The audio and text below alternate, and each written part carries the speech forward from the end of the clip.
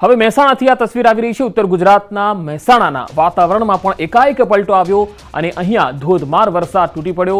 વાતાવરણમાં ઠંડક ફેલાઈ ગઈ છે। ભારે પવન સાથે વરસાદ પડવાથી ખેડૂતોને નુકસાન જવાની ભીતિ પણ સેવાઈ રહી છે। આ વરસાદથી ખેડૂતો ચિંતિત બની ગયા છે। ઉત્તર ગુજરાતના અનેક વિસ્તારોમાં આજે વરસાદ પડ્યો। મહેસાણામાં ફરી એક વખત વરસાદની શરૂઆત થઈ ચૂકી છે। સવારથી જે ગરમી હોય છે તે ગરમીનો પારો ઉચકાય તો ત્યારબાદ સમી સાંજે એકાએક વાતાવરણમાં પલટા બાદ હાલમાં જે વરસાદ હોય છે વરસાદની શરૂઆત થઈ ચૂકી છે। પવન સાથે જે વરસાદ હોય છે હાલમાં વરસી રહ્યો છે। ખાસ વાત કરીએ તો ગત રોજ પણ જે વાતાવરણમાં પલટા બાદ વરસાદ વરસ્યો હતો ત્યારે ફરી એક વખત આજની વાત કરીએ આજે પણ સવારથી જે ગરમી પડી રહી છે ત્યારે સમી સાંજે હાલમાં વાતાવરણમાં એકાએક પલટો જોવા મળી રહ્યો છે અને વરસાદની શરૂઆત થઈ ચૂકી છે।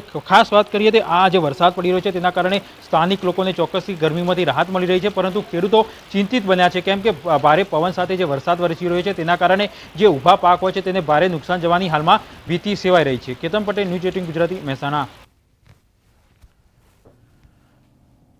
તો ઉત્તર ગુજરાતના પાટણ જિલ્લામાં પણ અનેક વિસ્તારોમાં વરસાદ છે। સિદ્ધપુરમાં બપોર બાદ એકાએક વાતાવરણમાં પલટો આવ્યો। આકાશમાં કાળા ડિબાંગ વાદળો સાથે ધોધમાર વરસાદ પડ્યો। સિદ્ધપુર શહેર અને આસપાસના ગ્રામ્ય વિસ્તારોમાં ધોધમાર વરસાદના અહેવાલ છે। સિદ્ધપુર, બિલિયા, ખડી, ગણેશપુરા, ખોલવાડા સહિતના ગામોમાં ધોધમાર વરસાદ પડ્યો। આ વરસાદથી શહેરના જે મુખ્ય માર્ગો છે તેમાં વરસાદી પાણી વહેવા લાગ્યા। વરસાદી માહોલથી વિઝિબિલિટી પણ ઓછી થઈ ગઈ હતી।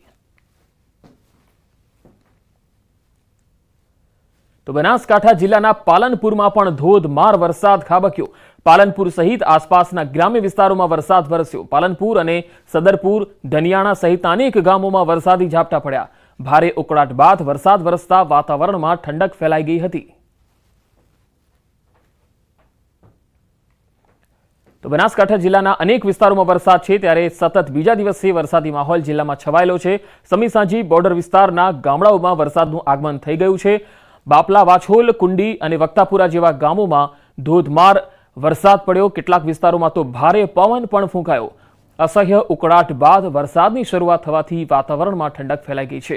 વરસાદના આગમનથી વહેલા વાવેતર કરેલા ખેડૂતોમાં ચિંતાનો માહોલ પણ જોવા મળી રહ્યો છે। તો અમદાવાદ બાદ ગાંધીનગર પંથકમાં પણ વરસાદી માહોલ છે। બાલવા ચોકડી પર ભારે વરસાદ વરસ્યો। ગાંધીનગરના બાલવા ચોકડીથી આવી રહ્યા છે આ દ્રશ્યો। વરસાદ વરસતા રસ્તાઓ પર પાણી વહેતા થયા। બપોર બાદ વરસાદ વરસવાથી વાતાવરણમાં ઠંડક ફેલાઈ ગઈ હતી। ગાંધીનગર જિલ્લાના અનેક ગ્રામ્ય વિસ્તારોમાં ધોધમાર વરસાદ પડ્યો હતો। વરસાદી ઝાપટાથી શહેરના નાગરિકોને બફારાથી રાહત મળી। હવે તાપીથી અહેવાલ આવી રહ્યા છે। ઉકાઈ ડેમમાં પાણીની આવક વધી છે। ઉકાઈ ડેમની જળસપાટી 344.13 ફૂટે પહોંચી ગઈ છે। ઉકાઈ ડેમના 22 પૈકી 10 દરવાજા ખોલવામાં આવ્યા છે।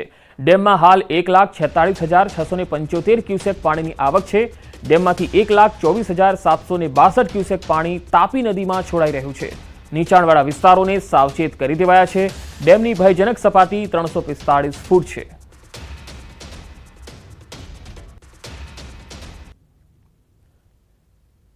તો હવે વલસાડથી આ તસવીર આવી રહી છે તે પણ આપણે બતાવીએ। વલસાડ જિલ્લામાં વરસાદી માહોલ સવારથી જ જામ્યો છે।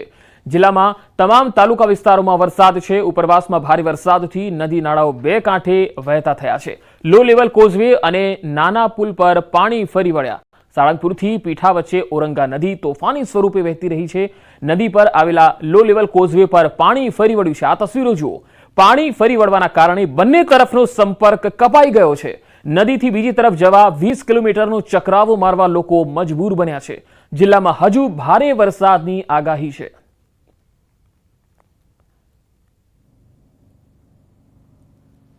તો દક્ષિણ ગુજરાત બાદ છોટાઉદેપુરથી પણ આ તસવીર આવી રહી છે। છોટાઉદેપુરની જીવાદોરી સમાન ઓરસંગ નદી બે કાંઠે વહેતી થઈ છે। ઉપરવાસમાં વરસાદને લઈ નદીમાં પાણીની પુષ્કળ આવક થઈ રહી છે। બોડેલી નજીકથી ઓરસંગ નદી પરની પ્રોટેક્શન વોલ પાણીમાં ગરકાવ થઈ ગઈ છે। ઓરસંગ નદીથી આ તસવીરો આવી રહી છે જ્યાં વરસાદને પગલે ઓરસંગ નદી બે કાંઠે વહેતી થઈ છે।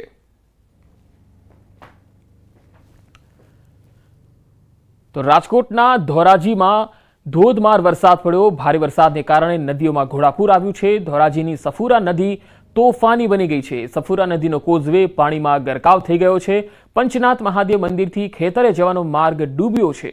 કોઝવે પરથી લોકોને પસાર ન થવા માટે તંત્રએ સાવચેતી પણ આપી છે।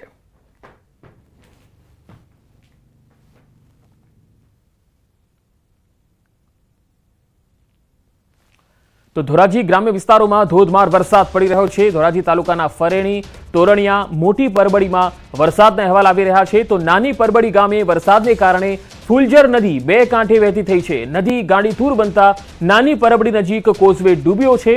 ચોકી જવાના કોઝવે પર પાણી ફરી વળ્યા છે। ધોરાજીથી આ તસવીર આવી રહી છે। પાણી ફરી વળતા ચોકી તરફ જવાનો રસ્તો બંધ થઈ ગયો છે।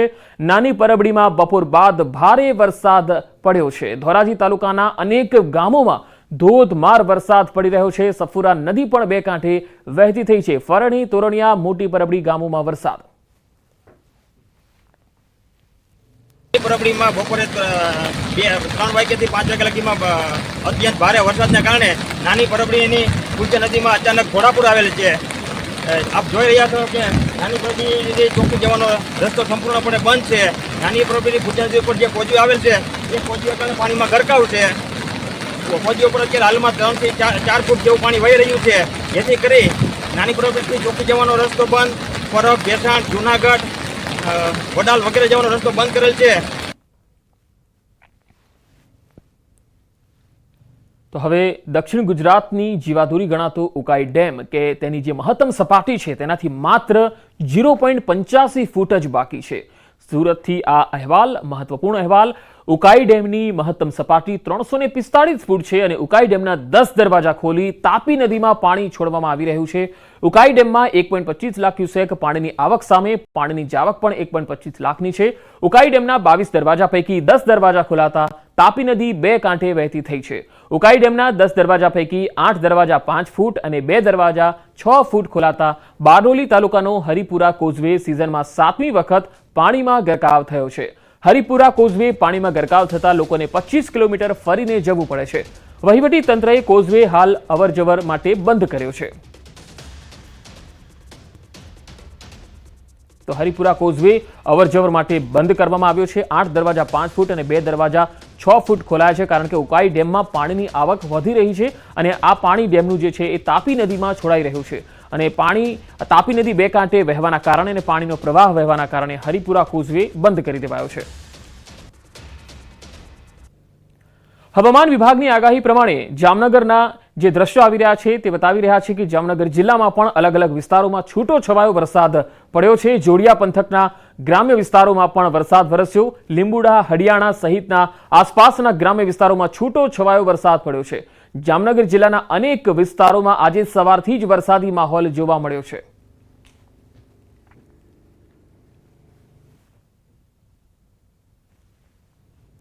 તો જામનગર જિલ્લામાં જોડિયા તાલુકો અને એના આસપાસના ગ્રામ્ય વિસ્તારોમાં ધોધમાર વરસાદના અહેવાલ, સીધી તસવીરો જોડિયાથી આવી રહી છે। જામનગરના જોડિયા તાલુકા